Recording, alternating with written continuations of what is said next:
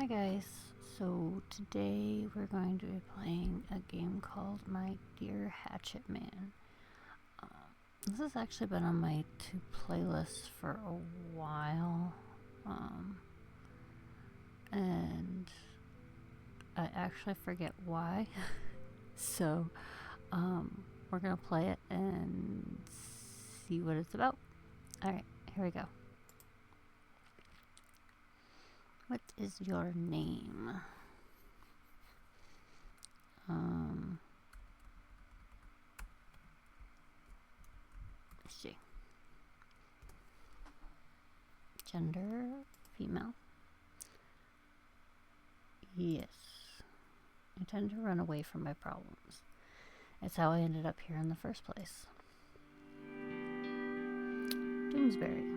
Located somewhere in Massachusetts with a small population of 30,000 people or so. Okay, I'm going to turn the volume down just a bit here because it got a lot louder than it was on the main page.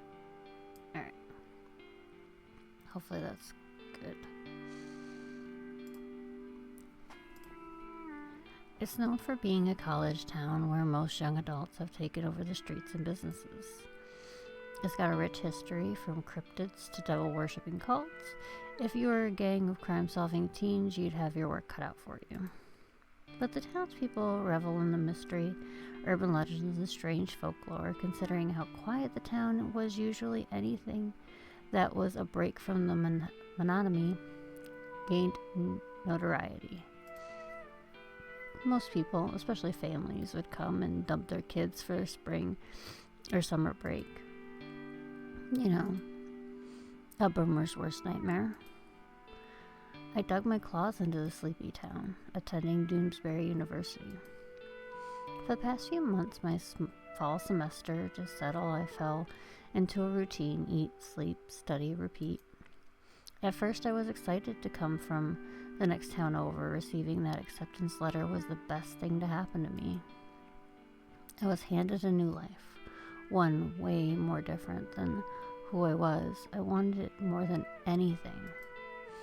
So the chance was given to me. I took it, hook, line, and sinker. I was doing fine for a while, but it was hard to make friends. I was isolated, and the only times I left my house was to grab a slice of pizza or some coffee from the cafe. I sort of trapped myself in this cycle. Sometimes I wouldn't bother to eat and slug down sleeping pills. To say this move wasn't going smoothly would be the understatement of the century. It's not like I hate it here. Maybe I was just doomed to be miserable no matter where I went. I mean, I'm much happier here than where I used to be. That's not saying much now. I wandered into the woods thinking that maybe a walk could wear me out and I could catch up on sleep. There's nothing fun about laying on my bed, disassociating until I passed out. So I decided to leave my cave for some late night snacks from the local convenience store. Another staple of Doomsbury is the mystical and expansive forest that surrounds it.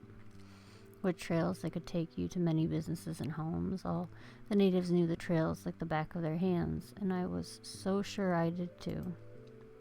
I was pretty familiar with my usual path. On walks, staring at some fucked up sidewalks, or kicking the occasional pebble along the dirt paths. Walking didn't take up much of my time, though I wish it did.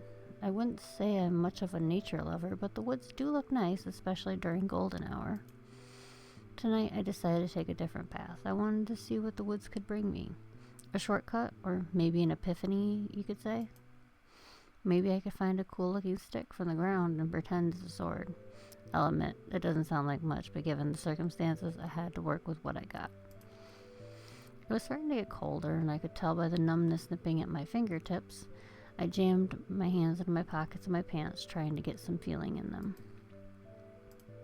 Wait a minute. Where exactly am I? God damn it. Well, this is just perfect.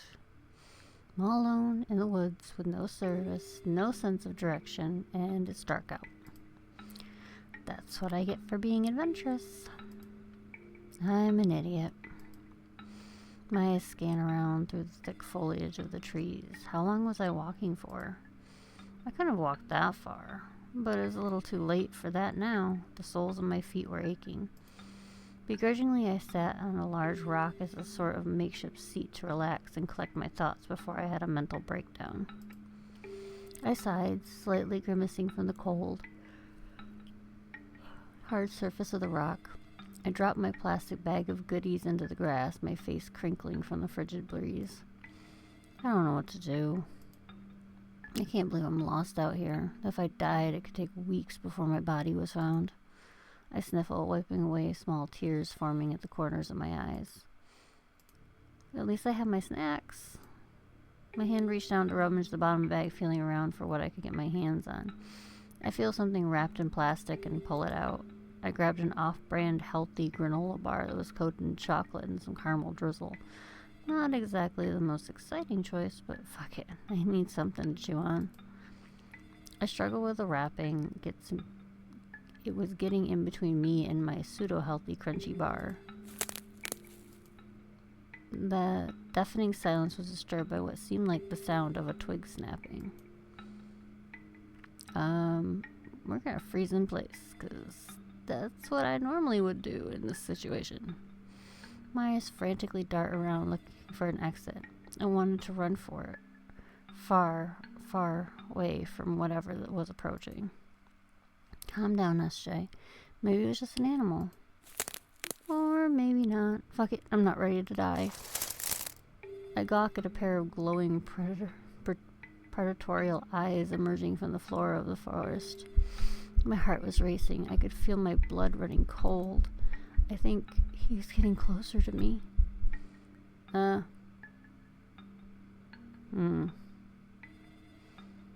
Tack, scream. Tack, scream.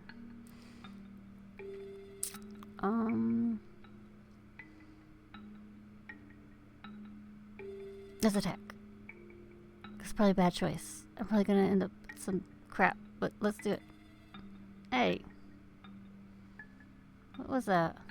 Can I go back? Oh, I think he's getting closer to me.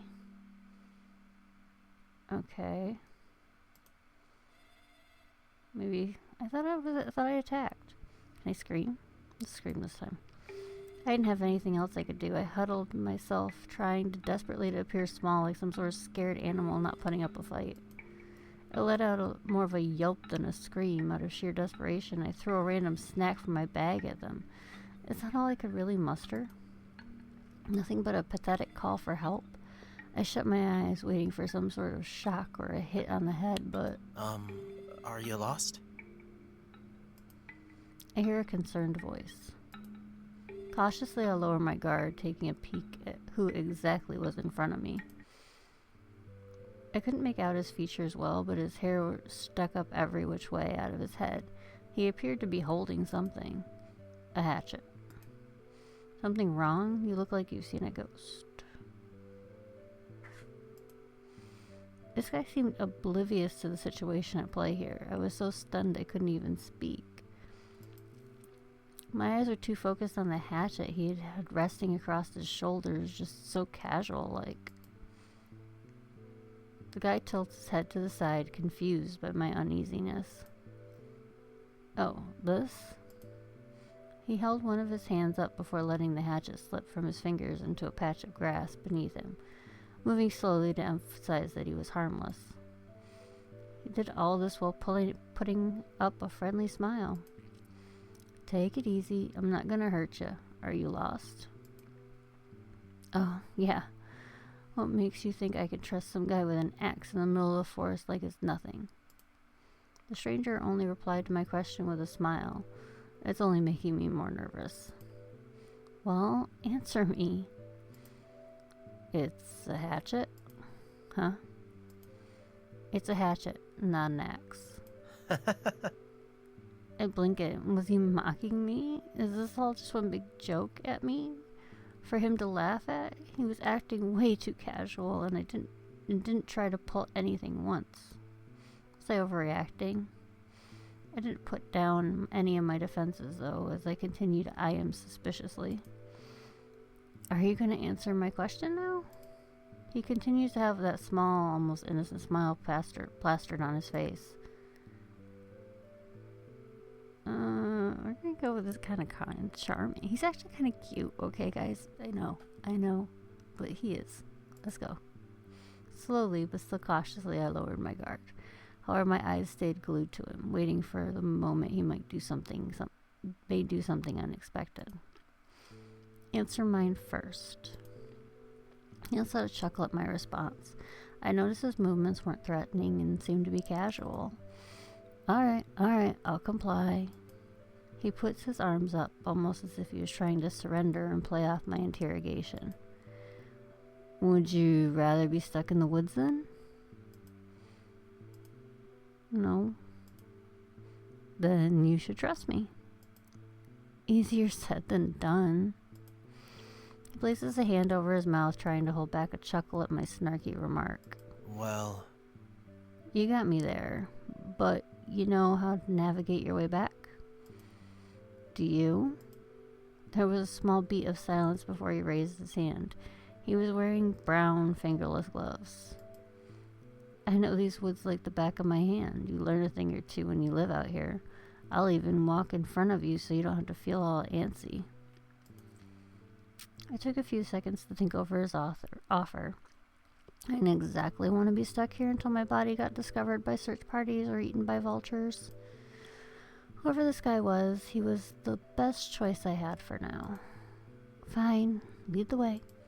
He smiled at me, reaching down to the ground and pick up his sturdy hatchet. Perfectly sticking out of the soft tufts of grass, he swung the tool back on his shoulders. Whoops. Oh, interesting.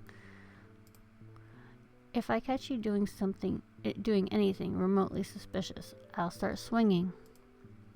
I hear you loud and clear. Aw, he's kinda cute. Oh, sorry. He offered me his hand. I could barely make out the calluses and a few scratches from his hand, but I was still a bit hesitant, but took it anyway. Let's go. Let's get going and get you somewhere safe. His grip was surprisingly strong, but he wasn't squeezing my hand or anything. The trees were becoming less dense the more we walked together, with the light of the moon guiding us through the foliage. Now and again, he would give me small glances, and in return I got a better glimpse of his features. Particularly his eyes were the most notable. Both of them were different colors. I couldn't help but stare at them like I had spotted a rare creature in the wild. I don't think I have seen you before. You knew around by any chance? I was a bit caught off by surprise, not expecting him to bring up a conversation. I just realized that I'd been looking up at him without saying a word. Well, I moved from the next town over not too long ago. He pricked up with interest. What made you decide staying in old Doomsbury? I merely shrugged at him. I had lots of reasons for staying here. I doubt this guy wants to hear about my problems, and to be frank, he was a near perfect stranger. I won't spill my guts, but I'll tell him something. I wanted to get out of my bubble. To put it simply, Doomsbury University seemed like the best school for me. How's that going for you? Oh, you know. Perfect, fine, super. Oh, that bad, huh? I cringed. So much for being vague and mysterious. The guy chuckled more under his breath as he continued to guide me through the trees and bushes. We both stayed silent, occasionally shattering the silence with small talk. He could tell I was uneasy around him. He seemed a bit sullen, like he'd been looking forward to talking with me. My short responses and constant fidgeting told him I was still on guard. Not that he blamed me. He was sure he'd be cautious of some dude with a hatchet, too. As we continued our trek, the tension we had before slowly dissipated, and I stopped being afraid of my own shadow. With time, the unkempt dirt path of the woods merged with the edge of the sidewalk, a sign of civilization. What a relief. I could practically kiss the ground right now. Looks like we finally made it.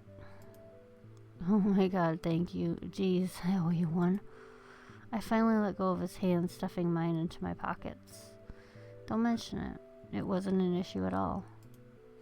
I turn over to him, scratching the back of my neck, and feel the chills of cold air tickling my skin. Listen, you didn't murder me, and that's all I could ask for. I should at least return the favor. The guy didn't even give it a thought as he grinned from ear to ear. Tomorrow, meet me back in the woods, and we could get some more snacks from that place. He pointed to my plastic bag. Oh, sure, It wasn't until I looked down that I saw a decent-sized hole torn this way. Only a few of my snacks had survived. It must have ripped along the way. I groaned. Are you kidding me? That was my dinner. I'll get you some more stuff tomorrow, deal?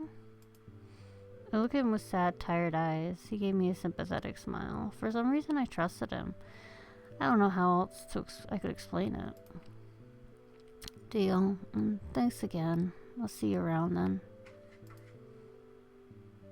He continued to stand in his place while I turned my back from the woods, walking into my neighborhood once again.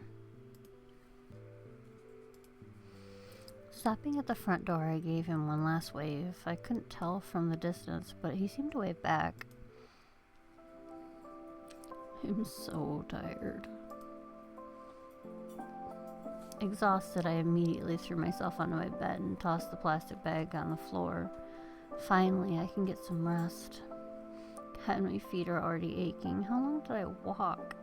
It seems incredibly late. My eyes, they feel heavy.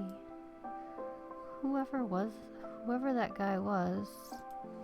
Wait, I didn't get his name. I'll ask him tomorrow. I feel heavy, like I can't get up. Something's on top of me. Oh God, how long did I sleep? I must have passed out and slept like a rock. Last night. Yeah, I got lost in the woods, met a strange dude after he scared the living daylights out of me, and he promised me some snacks for today. I feel a mix of comforting jitters sinking in. It hasn't been long since I moved in, and I wasn't exactly rubbing shoulders with my neighbors, but I still talked to them. I never heard them mention anything about a man living in the forest. If they knew, they would have given me a heads up. I probably would have reacted differently. Right? Was I overthinking this? Probably. I should probably check my phone. I held the button on the side, tapping my foot as I waited for it to light up. My home screen brightens as the notifications trickle onto it. An unknown number. Hey.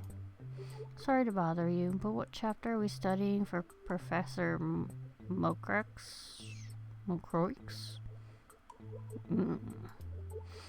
This is Erica, by the way. Erica. Oh yeah, she's part of my English class. I think we exchanged phone numbers because our professor recommended it.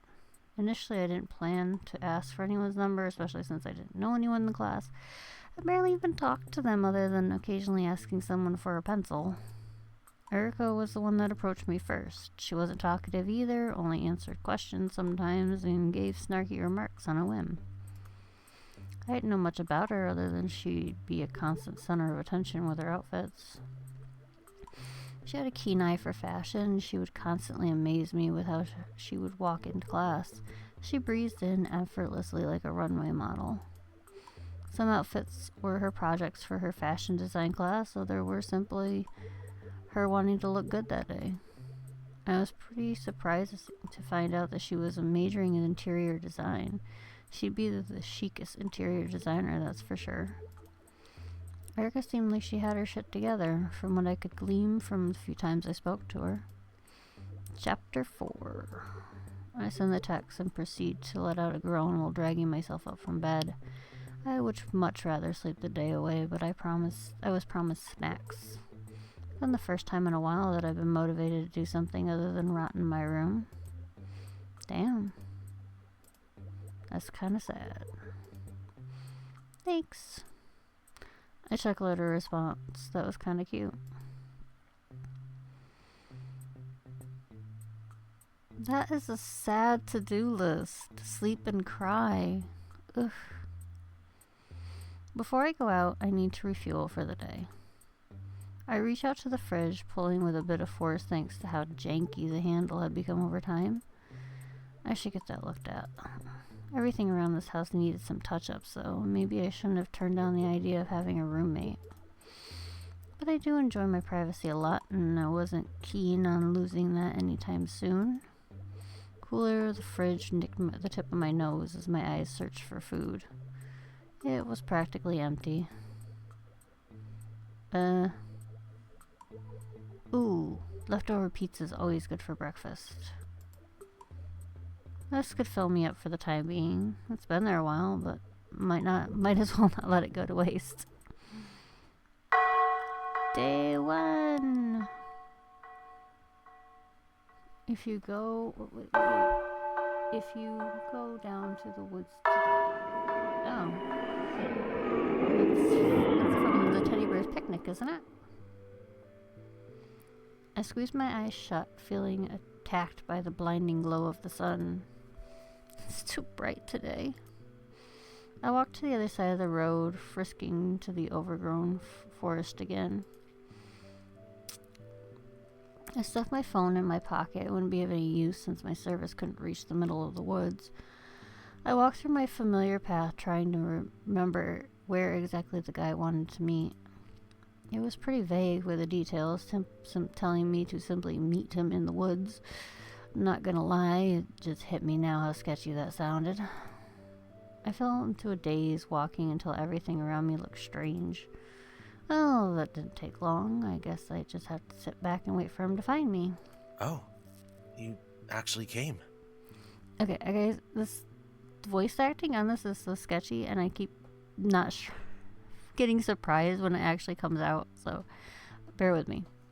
Oh, you actually came. And it's also skipping. Let's try this again. There we go. I heard his voice again. It sounded almost in disbelief. I turned around to face him. His eyes are wide, but a smile slowly forms. He seemed happy to see me. You thought I was going to ditch you or something? Well, maybe. He laughed nervously under his breath, scratching the back of his neck. Like I said, I owe you one, and I wanted my snacks. I can't turn down an offer like that. I got a chuckle out of him, easing him more and more into a conversation. It soon subsides again to awkward silence, and I shift my eyes around, trying to think of what to say next. Oh, I didn't catch your name, stranger. I didn't throw it. Okay, that's cute. I'm gonna laugh. I couldn't help but laugh, trying my best to stifle it. Are you serious? Jesus, dude, just tell me your name. I struggled to finish my sentence. Every vowel would be interrupted by my laughing fit. It wasn't even that clever or funny. Alan. Aw, okay. Alan. Yep. Ellen Orion Constance O.I. Vitamont III. Wow, that is quite a name. Is that really your full name? I squint my eyes at him. Nope, just Alan Orion. Wow, you're already lying to me. I can't believe you, Alan. I shot back at him in a snarky tone. Alan proceeds to place his arms behind his black back, flashing his rather sharp teeth. Are you gonna tell me your name, Doe Eyes? Ooh. He leans in, not too close for comfort, but enough that I could take a good look at his features. He had scars on both sides of his cheeks. They were small. One looked to be like a marked X on his face. His shaggy hair had bleached tips on some ends, and my eyes fall onto his, staring directly at me like some new creature he discovered. Both of them are different in color. Oh, excuse me. I couldn't help but feel a chill run down my spine. It seemed creepy, but also familiar. I was staring at him again. Oh, shit. SJ. Pleasure to meet you, SJ. Alan reached out to shake my hand, and I gladly take it. So, about those snacks. I grinned mischievously as soon as he brought up the topic of snacks. That's exactly what I was here for. Alright, we should get some. There's this convenience store around Food Box, right? I go there from time to time. And I would assume you know your way out of the woods, right? Hopefully? Alan chuckles, sensing my anxiety about being able to get out of the forest. You seem to get lost easily, huh? What would you do without me, Doe Eyes? He keeps calling me that even after I told him my name. Oh no, it's flattering. It's cute. I like it. My face turns red. My eyes shift around and I began to laugh. I was merely trying to brush off his comment. Come to think of it, I did find him to be cute. There was a beat of silence. All right. I'll lead the way. Cool. We both walked together, or more like I followed wherever Alan walked. On the occasion, he would stop and mutter to himself under his breath. I could have sworn I heard him counting the trees, pointing at them before smiling at me and beginning to walk again. It made me curious about how he seemed to know where we were, despite how far we walked. It all looked the same to me. It was starting to scramble my brain. So, what's your whole thing here? Huh? I mean, I'm assuming you live on your own out here, not anywhere in town. It's none of my business, but how come no one has ever told me about you? Alan looks up to the sky, giving some thought to my question as his arms droop side to side as he walks. He didn't appear to be slowing down. I guess no one really acknowledges me or knows that I live here. Everyone kind of keeps to themselves here, which I appreciate. Wait, do you not have any friends? Alan shook his head. Nope, the most faces I've seen are when I visit the store to restock on food. Family? There was a small pause, but Alan didn't stop walking. Left them a long time ago. Oh. Dunno, I figure that I live better by myself. Nobody bothers me, and I don't bother them.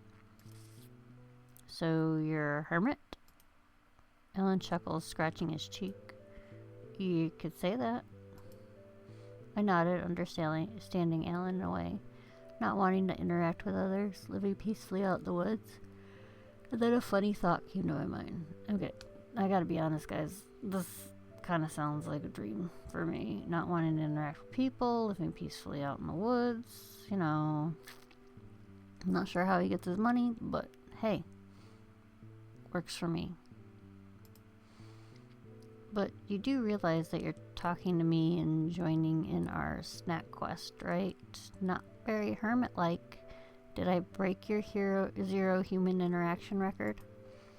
Alan's eyes latch onto me, his lips tugging a smile. I guess you did. I don't mind you being my first. Aw, this is cute. It didn't take long for us to get to the convenience store. I didn't think I minded the distance. I didn't know a conversation with someone I knew for less than 24 hours could be so distracting.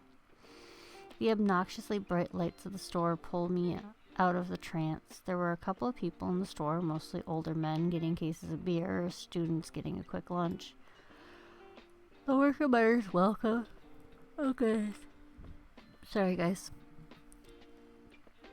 Welcome as we step in, not bothering to look up from their phone. Well, pick anything you want. It's on me. I perk up as soon as he said that. My eyes scan around every corner of the store, wondering what I could get. Ooh. Slushy. I love slushies. I never get them enough. I quickly ran back to the back of the store, grabbing myself a huge cup of frozen syrupy goodness. They were fairly cheap. I looked back and saw that Alan was also scavenging around for snacks.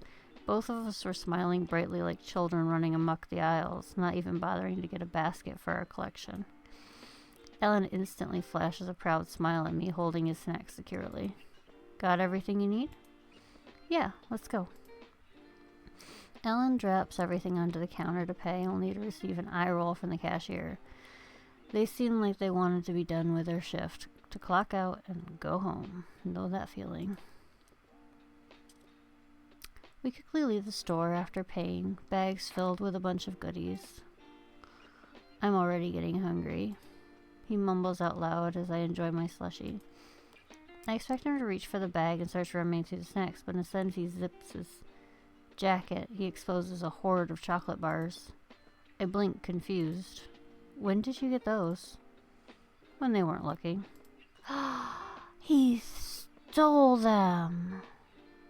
Alan pulls out a chocolate bar out of his coat, his fingers fidgeting with the plastic ripper as he tears it open. You stole it? He takes a bite, smiling proudly to himself. Yes. Yep, I said it was on me. Alan continues to munch on his chocolate, proceeding wordlessly to fish out another one. Boop. He playfully nudges it on the tip of my nose, tantalizing me to partake in his stolen loot. I promise it'll taste better. I was a bit hesitant, but I did end up taking the chocolate and unwrapping it. It was just candy. What's going to be so special about it? That's what I thought until I ate it. He was right. It does taste better. I laughed in disbelief. Wow. You're actually right. Holy shit. You see? I couldn't believe he had stolen candy. While it was kind of impressive that he did it so nonchalantly and with ease, I still couldn't help but feel bad that he went out of his way to grab enough to share. He's a bad boy.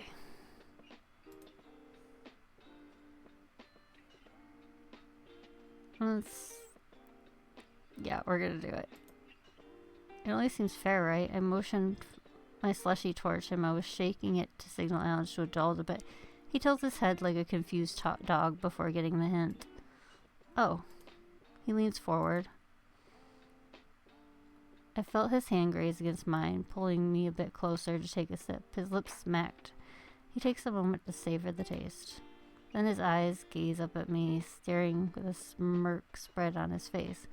When I couldn't exactly pinpoint what he was trying to say, but my heart felt like it was pounding.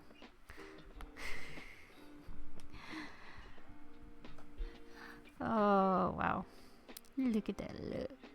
He knows what he's doing. He knows, guys. He knows. You have good taste, doe eyes. Alan then steps away, continuing to eat his forbidden chocolate. Hey, I call out before following him right on his tail. We keep walking for a few minutes, our bag of snacks almost empty. The only thing left was wrappers and packaging. We seemed to lose track of time as I finally noticed the sun was about to set. It was really quiet, with the only occasionally rushing of leaves from the trees and a rush of water growing louder. Martin Lake? Is it Martian or Martin? I don't know. I know, seeing a rather silly-looking sign of an alien. During my short time here, I'd never visited a lake, but it was the first thing you could see when driving here. The crystal blue waters and soft sand that look almost pink thanks to the sunset caught my eye. Why did they name it that? There was a beat of silence. I looked over to Ellen, who seemed distracted. He was hunched over the sand. He seemed to be looking at something. From what I heard back in the 60s, people allegedly saw an alien walking around here. In the blink of an eye, the alien ran into the woods and was never seen. Sounds like a typical Doomsbury legend. Do you believe the story? Alan stood up straight again, picking up a rock and observing it. He simply shrugged at my question. After living here, I would believe almost anything. Have you seen things? You could say that.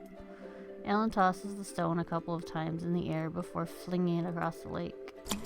My eyes follow it, and to my astonishment, the stone skips across the water with accelerated speed, never stopping.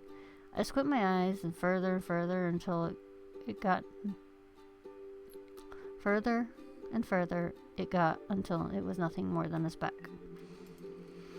Then it was gone. Alan let out a satisfied hum, and my mouth hung open in astonishment. I don't know how to do that. I look at Alan with hopeful eyes. Sure. Here. Alan approaches me, picking up a random stone as he did. He examined it, turned it over in his hand. You can't use any rock. It has to be very flat. And there's got to be a little nudge for you to place your fingers and grab onto. He then grabs my wrist gently, handing me the rock and places it in the palm of my hand for me to hold. Now, before you do anything, people tend to throw it like a frisbee. Don't throw it with your wrist, sling it with your whole arm. I focused, taking into consideration what Alan told me. I felt a lot more confident in this throw. Take a deep breath and toss it again. I did it! It was a lot slower and didn't go as far as Alan's, but still. I cheered and Alan gives me a thumbs up. We move back to my place. The sun is already set with the moon and the stars taking its place. I stretched, bending and stretching my legs after all that walking. I had fun today. Did you know? I nod to him, approaching my doorstep and leaving Alan behind. We should do something like that again. Alan's eyes widen. He appears quiet for a moment. We should. Oh, look at him blushing. Oh, he's so cute. I turned my door handle, opening it slightly. See you around, Alan. Much like yesterday, as soon as I entered the house, it was as if all my energy drained out of me. I didn't even bother to go upstairs to my bedroom. I fall on my sofa face first. I'm just gonna sleep here. The sound of the TV slowly drowns out the sound of my breathing. Soon, every single worry I had faded away.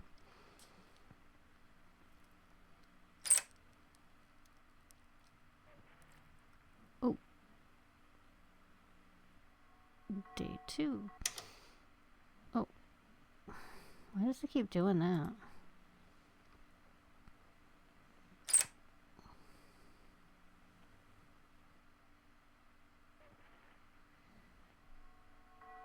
The better... What does that say? The better... to eat you with? Okay. Now we are on day 2. Ugh. Whoa. I could have sworn I heard the door. Holy shit. My head was pounding from the intensity. What a way to start the morning. Ugh, I've gotta stop walking like this. Waking up like this in a cold sweat. What's up with me lately? Let's check messages. My hand scrambled to where I left my phone. It only took a few minutes before the vibration signaled me to where it was located. There you are. No new messages. Not from anyone. I knew in particular just the usual social media notifications that I wouldn't be bothering to check, and a missing person alert. That's probably what violently woke me up. I gave the basic info description, but it seemed to be out of my control. I decided to ignore it. I let out a yawn as I stretched. Despite sleeping on the couch, I was more than comfortable. No soreness, no nothing. It was quite rare. Now, what to do to tackle the day? Oh, I guess I should probably eat. First things first, I need some new clothes to wear for the day.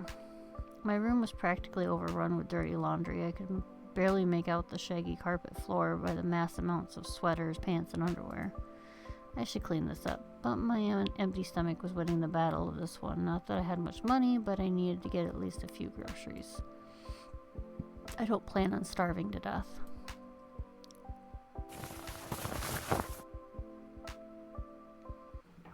It was a little earlier than I expected to get out, but it was the earliest I'd gotten out in a while. Not since my first few days of living alone. Geez, back then I was practically glowing with ambition to start classes, ready to fight any challenges head on. Until now, that is. I would either show up late or barely manage to reach my classes anymore. It felt like a chore, like most things. Most days. I hope I don't wake up at all. Oh, I wonder who... Erica. She doesn't usually call, we mostly talk through text. It's got me curious.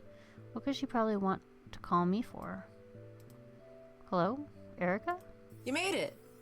Hey, I'm not interrupting anything important, am I? Just on my way to get some food, but I'm fine talking. Is there a reason you called? I was only met with silence, but I could vaguely hear making some sort of noise like she was deep in thought. Are you free later? I guess so. You guess. I roll my eyes. Reply with sass. Get to the point, Erica. I've got a bagel and a coffee with my name on it, and your little interrogation is not gonna stop me. I hear a short but amused sound from her. Often in class, I would play around with Erica's dry sense of humor. Strangely, I enjoyed our interactions together. At ease, soldier. I just wanted to know if you wanted to study together for Professor Molcrux. My roommate is off doing some arbitrary adventure, and I don't want to be cooped up here. How does that sound? I could get caught up on some things. Better than rotting in your hermit cave? I sigh. Erica was unfortunately sort of aware of my situation.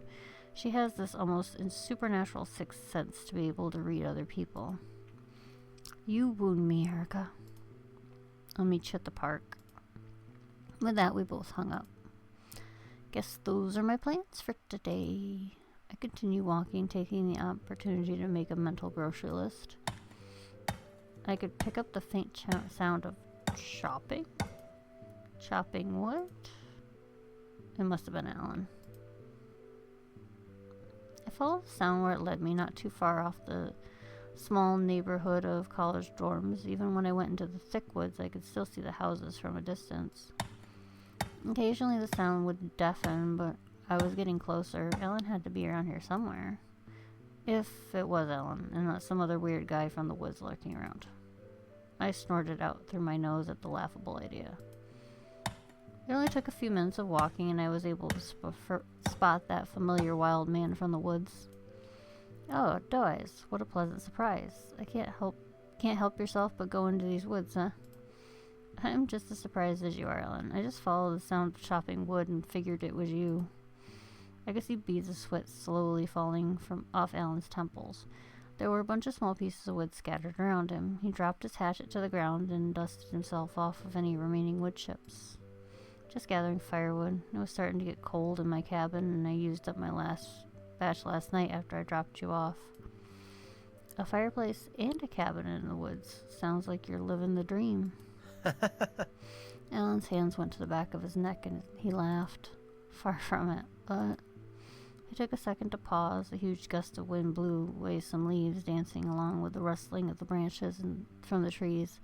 A short, cold breeze hit us by surprise. It's nice most of the time. You're the type to say you are one with nature, huh? Is it really a bad thing? I get to feed the raccoons from my trash. I can't imagine what else I do on a Wednesday night. They're like my pets. Raccoons. Ellen, that's how you get your face scratched. Alan flashed me a smile, not speaking, but proceeding to point to both his cheeks, almost as if he was showing them off proudly like badges of honor. Don't tell me. Rocky and Horror can be quite a handful. Rocky and It was all my Horror? fault, though. I was being a little pushy with them. Oh, that's so cute.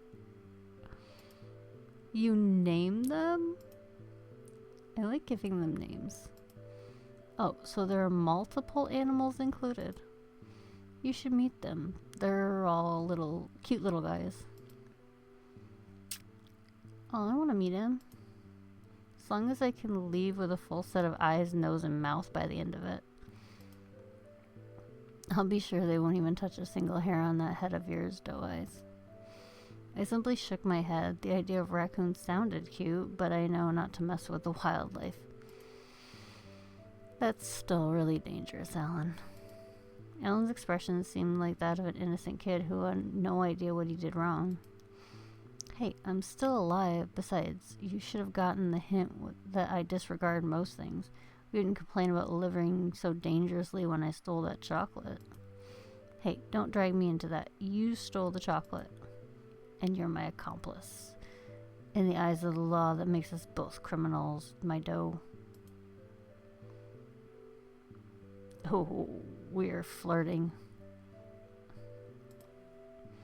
I volunteer you as my cellmate. That way it'll be easier to break out of prison. Helen laughed at my jailmate escapism plan. Sounds perfect. I wouldn't mind you being my partner in crime. I can pick the locks for us. Of course you know how to pick locks. We continued to play around back and forth. It took nearly a solid minute for it to die down, until we were left with a small awkward silence, but smiling at each other nonetheless. It was only then that Alan finally said something. By the way, is there a reason you came to find me? Actually, I got out of my house to get some food, but then I heard the chopping noise and I instinctively knew it was you. Alan's eyes stared at me. I could tell his face just brightened up. Oh, you knew? I did. I could have sworn that Alan giggled to himself, his face turning red and he swayed ever so slightly. I stayed for a bit longer for the small talk. I had forgotten why I was out there. Let's ask him to come with us. Are you interested in coming with me to the store? I gotta get some food so I can stock up my fridge. Are we gonna steal stuff? His face grew sinister. I'm gonna guess he got excited about stealing again. Cool it, Ellen. I might have swindled them by stealing candy bars, but I highly doubt we're gonna get away scot-free with an actual pile of food. You don't know that. We're not gonna rob the store, Alan. Ooh. Alan pokes his tongue out at me, playfully, of course. I began to walk away, leaving him in the dust. His freakishly long legs only took 2 or 3 steps to catch up with me. We both walked to the convenience store. It was nothing more than a casual hangout between us. As we entered through the doors, there was another employee eyeing us suspiciously the entire time. I wasn't sure what their deal was. I wonder if they knew about Alan's shenanigans. They were mostly keeping an eye on him, glaring him down as Alan was invested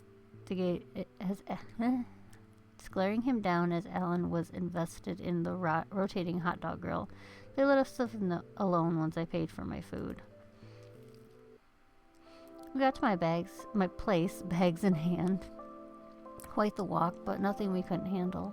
Doonesbury was ideal for walking around and going to places that were easily accessible. They say fall was the best time of year in this little town, and I can already see some of the bright yellow and orange leaves cascading down from the trees before resting on the ground. It was pleasant to see the seasons change right before your eyes as time swiftly went by.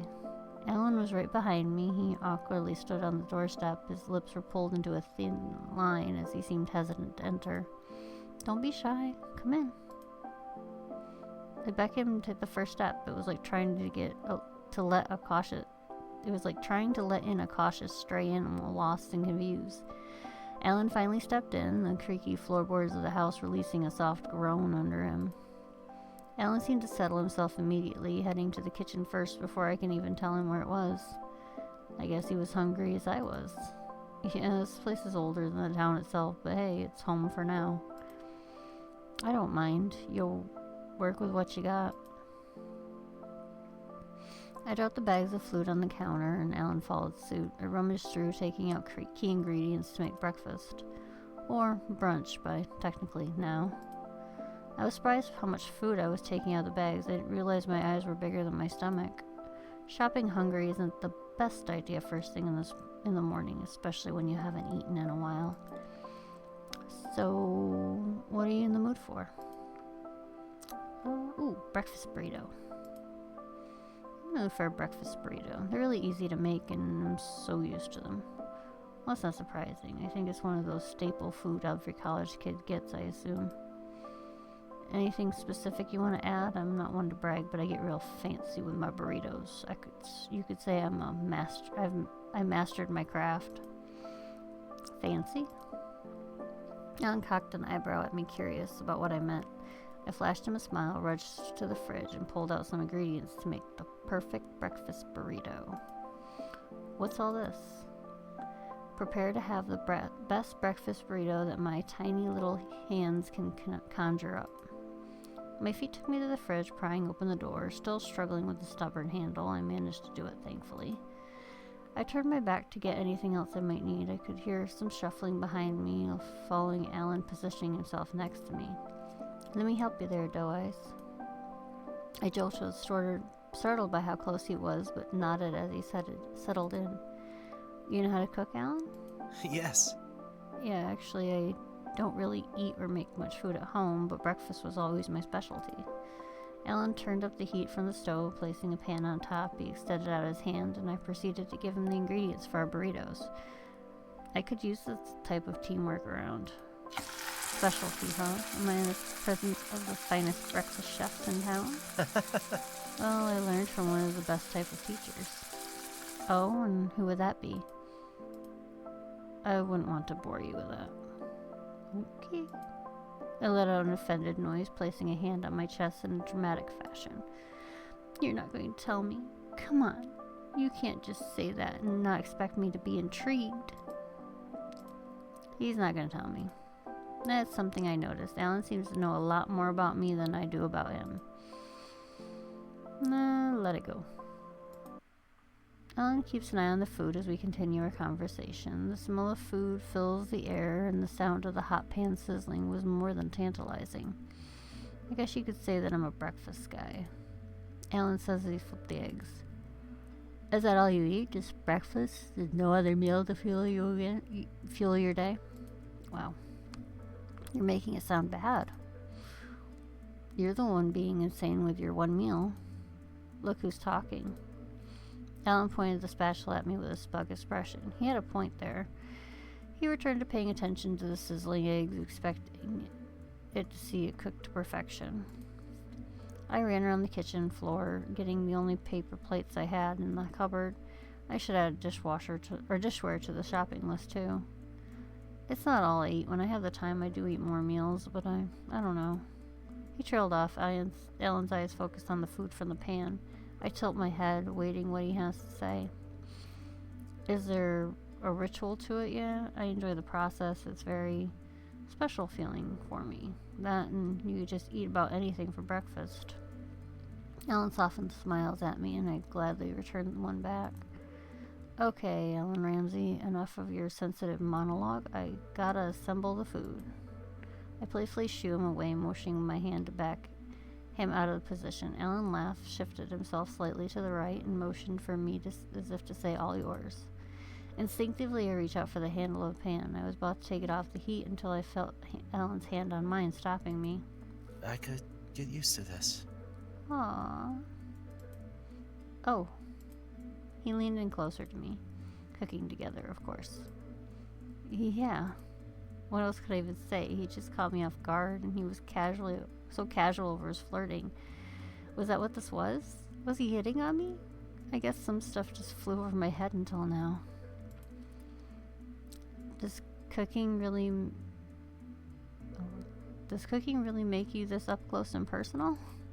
I nervously laughed, trying to ease myself from this. I'm tempted to tug at my collar uncomfortably to let some cool air hit my warm skin. Is that a bad thing? I don't know how to answer that. I tried to avoid Alan's stare. His eyes were intense and engrossed in whatever caught his attention. Did I happen to catch it? Yeah, cooking with someone is nice. I'm not very used to it since, you know. I gestured my hand, signifying that I was pretty much alone in this college house. I could feel some weight mounting on me. Alan was getting closer, his chest pressing up to my back.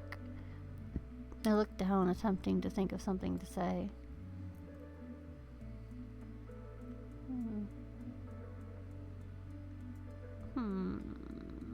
Breakfast used to be messy.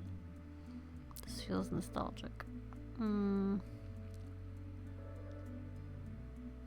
Let's go with messy. The words came out softer than I intended as I began to fix my plates. I even made sure to give Alan a little more food. I always looked forward to it at least. I wasn't allowed to skip the most important meal of the day. I had to sit at the table. The food was never quite right either. A beat of silence filled in for the two of us. I didn't want to bring down the mood at all. Even the action of cooking something as simple as eggs would give me such unpleasant memories. Well, I'd be more than happy to clean up. The familiar voice of Alan interrupted my thoughts. He was leaning in closer by the second. I could practically feel his breath on my face, practically inches away. He was getting closer. But we're going to kiss him. You know we're going to kiss him.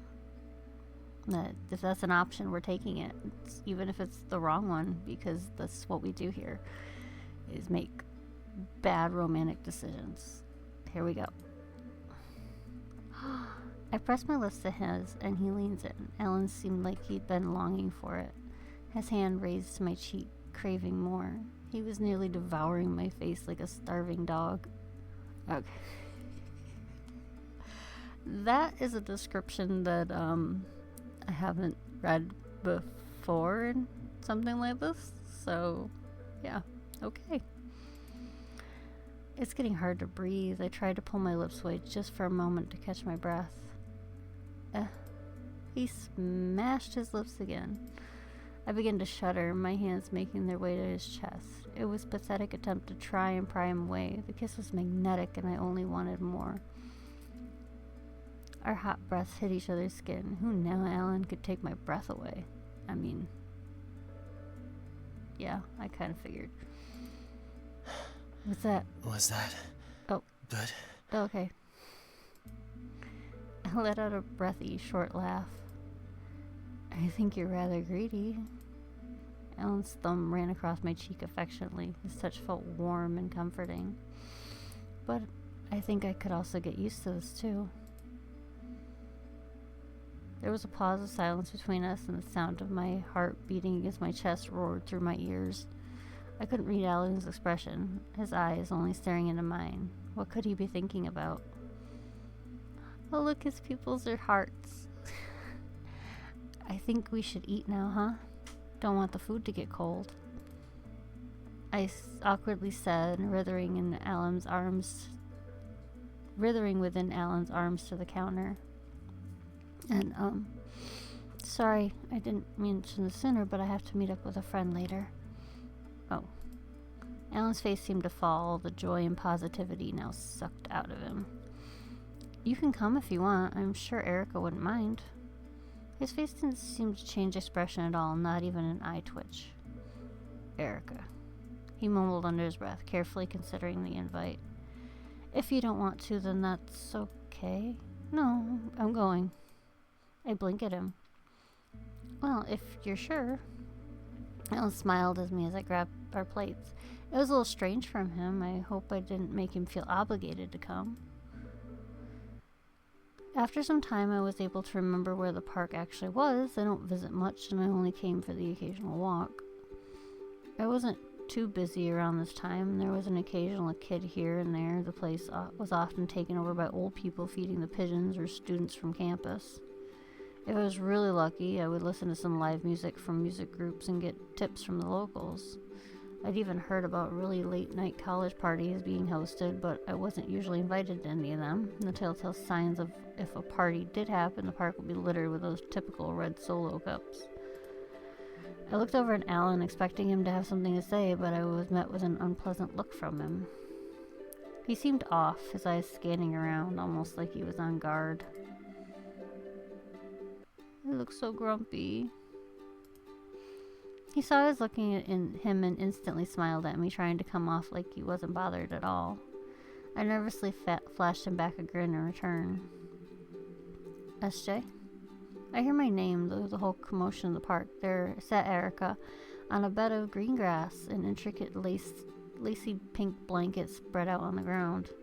She set up a study date like a picnic. She even packed snacks and drink. You made it. I briefly waved at Erica as we both approached her. Her usually apathetic face never faltered, even when she caught a glance at the sight of Alan. Oh, you brought a friend. She looked over at Ellen. She seemed taken aback. In all fairness, I probably should have advised her beforehand. You don't mind, hopefully. There was an awkward pause. Erica nervously adjusted her skirt before giving a response, but she still kept a cool head. No, that's fine, but this means I didn't bring enough food to feed all 4 of us. 4? SJ? I heard a voice coming from my right. I was met with a bright, cheerful face. Hey! I don't know who this guy is. I recognize that dorky smile from anywhere. Stu? My eyes slowly blinked and the hamster wheels in my head quickly started turning. You're here! It's been so long! I stood there for a couple seconds in complete shock. The bastard I haven't seen since high school. I couldn't help but smile at him. What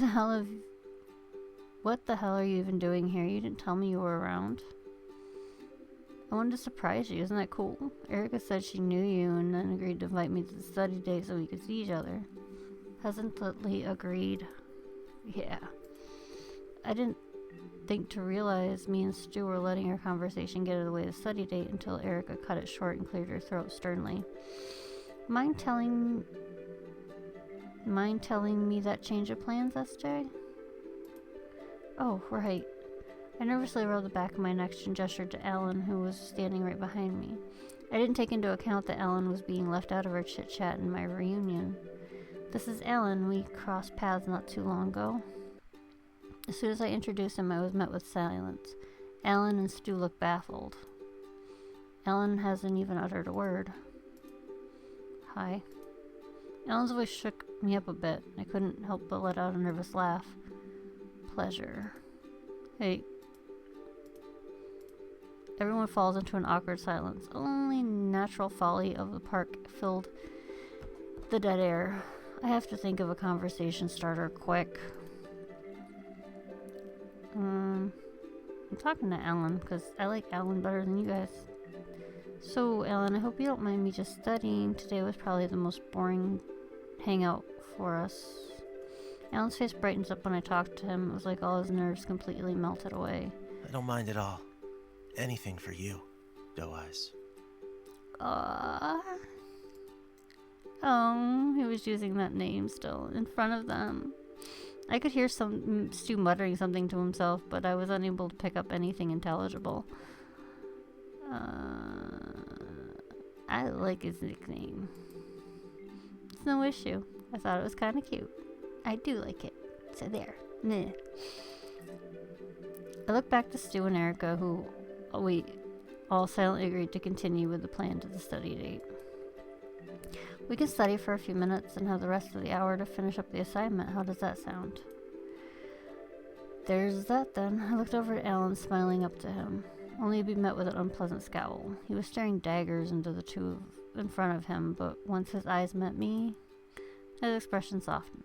He is gonna go all Yandere on these guys. I'm telling you right now. It's that Hatchet is gonna he's gonna be hatcheting people up here soon.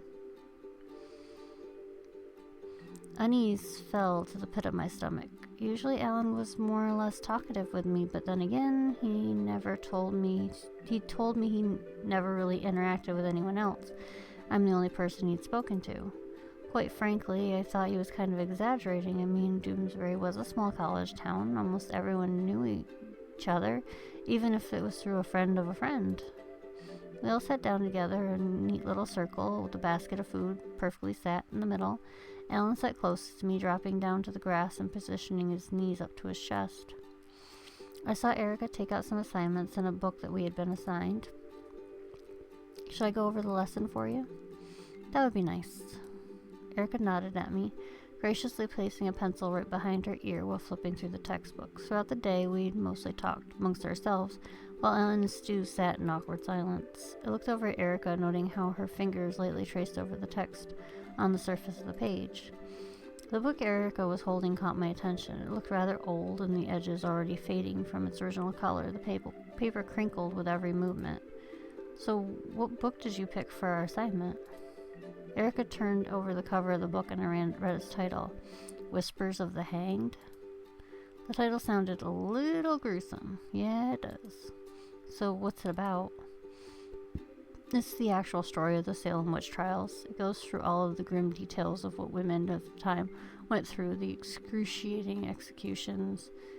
That's a bit barbaric. There was a bit of silence. Erica gave him a look. I wasn't sure what to describe it as. Was it anger, surprise, or both? I feel like I should say something, but... yeah, let's ease the tension. It is barbaric, but that's history, you know? I forced out a laugh, trying to get the others to join, but the only one that did was Stu.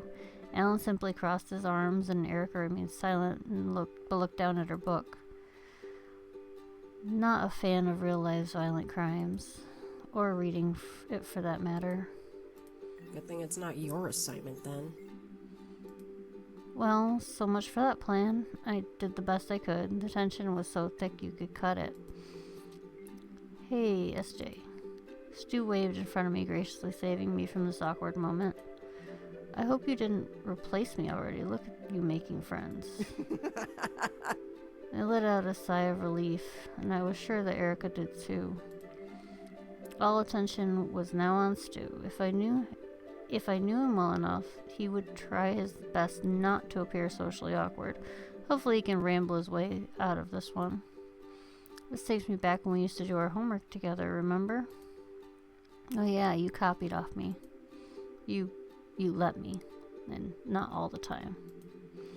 Sue stumbled on his words and let out a pout. We would be studying in that old treehouse of yours, when in reality we would watch anime. I smiled at him, memories flooding back and with so much warmth still lingering in them. At first, Stu's parents knew we weren't even studying, but they didn't stop us. Stu gave me a smile, shuffling closer, naturally drawn to me again. Anime? I jumped, startled by Alan speaking. Stu appeared to as well, his face going white when he looked over my shoulder. I didn't even know Alan stood right behind me, his hot breath at my neck. Yeah, do you watch it too? Alan wasn't planning on replying anytime soon. He looked like an on and off switch, only replying with as much little to no words as possible and becoming silent again. Every time someone tried to calm down the situation, the atmosphere would become hostile again, and I'm starting to regret bringing Alan with me. I tried to speak again. Listen, man. I'm trying to be as friendly as I can with you. Stu spoke up before me. There was still some hesitation with the way he spoke. We're trying. He proceeded to gesture to both him and Erica, much to her surprise. I get that you're also a friend of theirs, and we don't have to be your friends, but throw us a freaking bone. You don't have to be here. Ooh, Stu. Stu man. I'm not sure happy about that. There was a beat of silence. My heart could stop right then and there. Who are you again? Do you even have plans after this whole college thing? From what I'm seeing, I can't really see you having a stable career. Any backup plans if it goes south? Okay then, that's it. Erica closed the textbook she was currently reading. I think we should call it off here. I blinked, a little taken aback by Erica's abrupt leave. Erica? I can't concentrate like this. We should try to plan another day to study, hopefully with no other interruptions. There was a beat of silence as Erica gave Alan the side eye. Alan only drilled holes into her in return. Without a moment to lose, Erica packed up everything, but let us keep the snacks she brought. See you around, SJ. Later, Stu. I watched her leave, feeling a bit defeated. I guess this also my cue to leave, huh? I looked back at Stu, blades of grass still falling from his pants as he patted himself down. Sorry things got out of hand. We should hang out next time when you're free. He gave me a reassuring smile and bid farewell. He didn't even bother to say anything to Alan. I mean, I don't blame him with how things turned out. That was a disaster. I couldn't stop replaying what happened over and over again in my head, seeing Stu and Erica's faces being so upset and even unsettled. I wanted everyone to get along, but... Though eyes, are you mad? Alan didn't seem to get it. Really? What makes you think that? I snapped at him, rubbing the bridge of my nose in frustration. I just wanted to go home, and Here's Alan walking like behind me like a lost dog. I didn't mean to upset you. Oh, so upsetting Erica and Stu was the intent, right? He winced as we both reached the door at the front of my house. Well, you did invite me. He spoke in a mumble, soft tone. Alan looked down at the ground, anxiously hitting it with the tip of his shoe. His eyes looked at me as if I'd just kicked a puppy. Ugh, he had a point. I did drag him to the park, but how was I supposed to know he would have pulled a stunt like that? I felt like Erica was beginning to join my company, and Stu was there for me after so long. Was this whole thing my fault? They shouldn't have left you. Huh? They left you. I know I'm not the best to be around other people, but that doesn't mean they can leave you behind when things get intense. He's not wrong. They left you. I know I'm not the best to be around other people, but that doesn't mean they can leave you behind when things get intense. I didn't. I stare at him as he did so with me. It only hit me that unlike Stu and Erica, he stood by my side. I'm still upset, just a bit less on him. I don't know why I didn't expect him, a woodsman, all isolated by himself in some cabin, wouldn't get along with other people. Then why is it when I interact him, he's so easy to talk to? I sighed. Mind if I stay? Whatever. I'll be right back. I'm gonna get some extra blankets and a pillow for you. Oh, you don't have to, guys. I can't leave you pillowless, Alan. Besides, I'm kinda cold. I quickly ran upstairs to my bedroom, leaving Alan by his lonesome for now. Luckily for him, my bed was swarmed with multiple blankets and pillows. It was my own little comfortable nest where I could rot away. I picked up a decently thick, cozy blanket and a pillow, bundled it in my arms, the corner dragging across the floor as I awkwardly made my way downstairs again. I couldn't even see the steps, the stairs, with this blanket wrapped around me like some sort of cocoon, but I managed to make it out alive. Alan gave me a smile, still sitting on my couch looking like a dog waiting for its owner.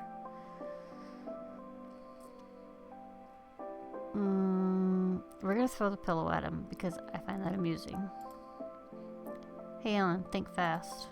I threw the pillow at him with all the force I got, expecting him to be caught off guard and watch it hit him in the face. However, to my shock, he quickly caught the pillow with his hand. The soft hit sound could be heard from his palm. Alan simply gave me a smile after placing the pillow on his lap. Thank you, Doe, he said cheekily, sticking out his tongue. Boo. I plopped myself beside him on the couch, throwing the blanket across the couch. It slowly landed on both me and Alan, taking in its warmth. Now it was just us, opposite sides of the couch, in the cozy glow from the TV in silence. Yeah, just us. Hey. I smiled warmly at him, but there was this dreadful, awkward silence between us. My eyes wandered off, panicking on what to say next. It's been a while since I've watched some TV. Thankfully, Alan brought up a topic. Same. I haven't sat down in my living room and watched something in a while. There's some shuffling from the couch. He was getting closer. You know, we're kind of having a next flick and chill session. I nervously laughed, scratching the side of my cheek. What's that? Alan looked at me with those big confused eyes of his. You don't know? Alan shook his head, leaving me dumbfounded.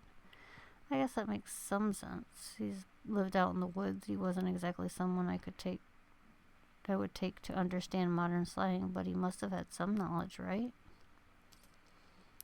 God, how do I explain what that means? Well, it's like a thing people do.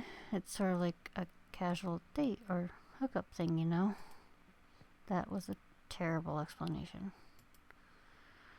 So, do you want to call this a date? I mean, it's on the casual side, like you said. If it's too casual or something, we can just say we're hanging out. I could only look at him too soon to speak, but I sensed he was waiting for a response, for me to hint at something more. I don't know, it's hard to tell. Alan tilted his head to the side like a confused dog. He had this whole focus on me. He shifted closer. Well, think about it. I gave it some thought, huddling my legs together.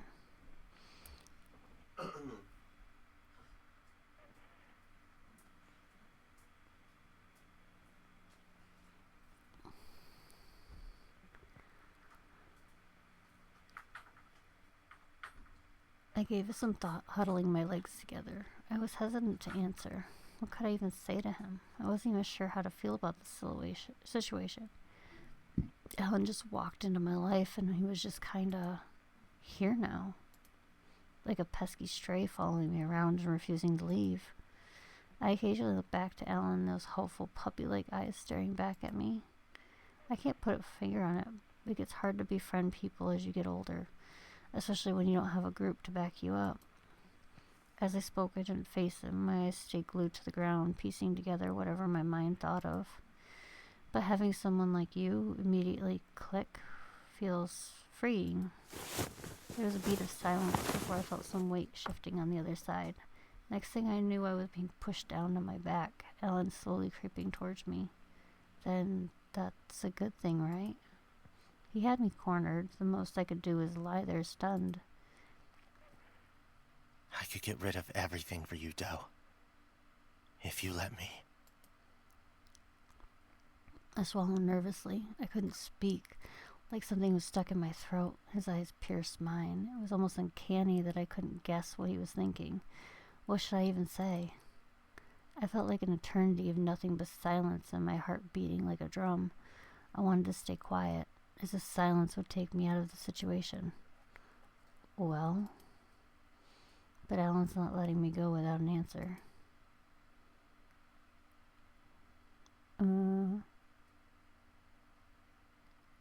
I want to know what happens if he surprises me. But I also want to say I like him. Because I like him.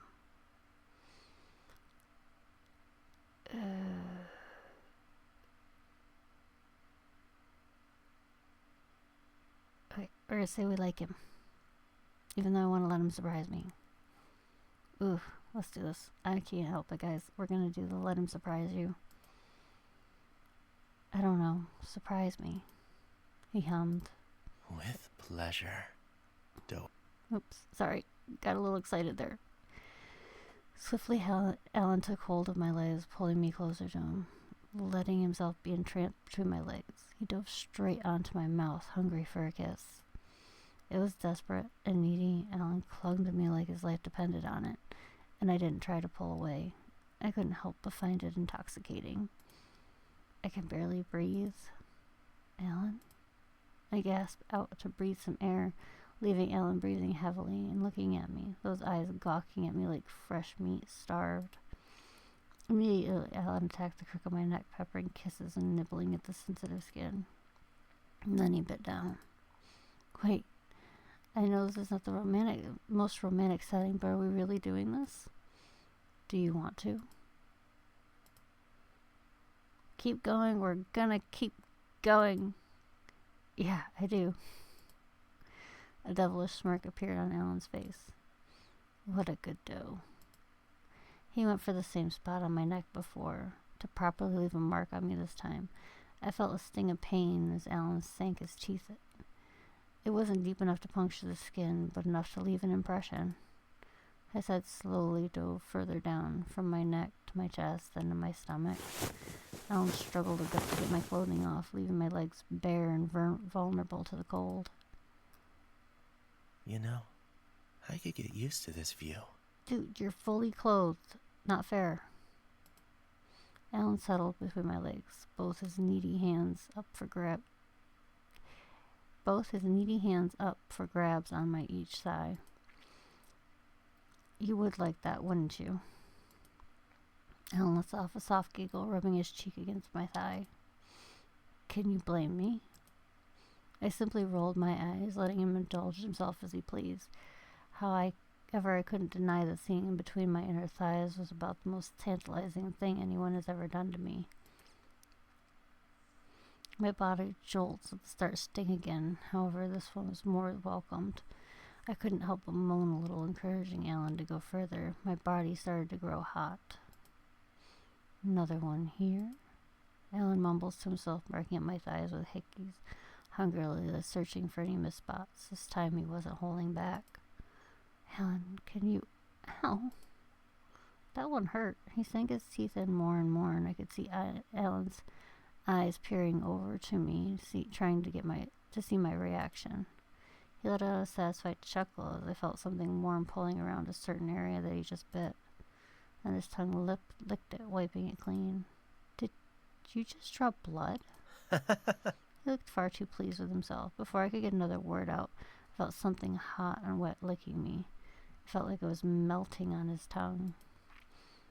Good boys don't bite too hard. I yanked Alan's hair on impulse, hitching my breath. I seemed to get a reaction from him. Sorry. No, you can do it again, actually. Could you pull a bit harder this time? Ooh. Oh. Yeah. Alan continued to let his tongue do wonders. I gave his hair a second tug, a lot harder like he requested. The living room filled with a chorus of moans and groans. You sound so happy. I hope I'm doing a good job. You're doing so good. You'd be great if you keep that mouth of yours there until I say otherwise. I could tell that got a rise out of Alan. He lapped up like a hungry dog, eating his last meal. He was going faster, each flip or swirl of his tongue causing my mind to feel dizzy. Wait.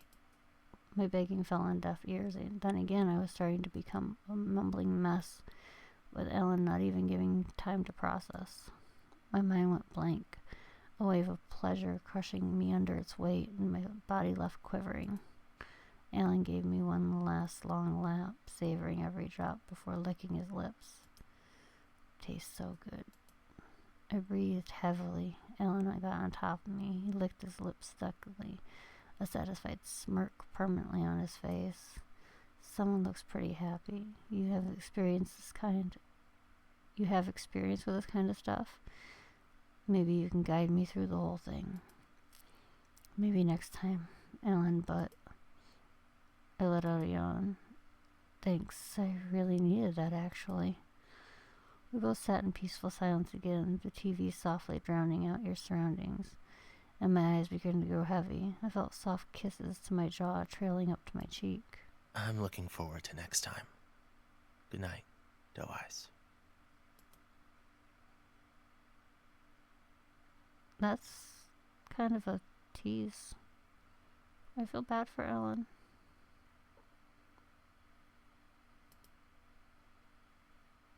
And that's it. That's all there is. There is no more. I'm hoping that was a good ending, because it seemed like a good ending. Maybe that... I can't... I think this is just a demo. But I also think that this has not been updated, if I remember correctly, in a long time. So there's probably not going to be any more to it.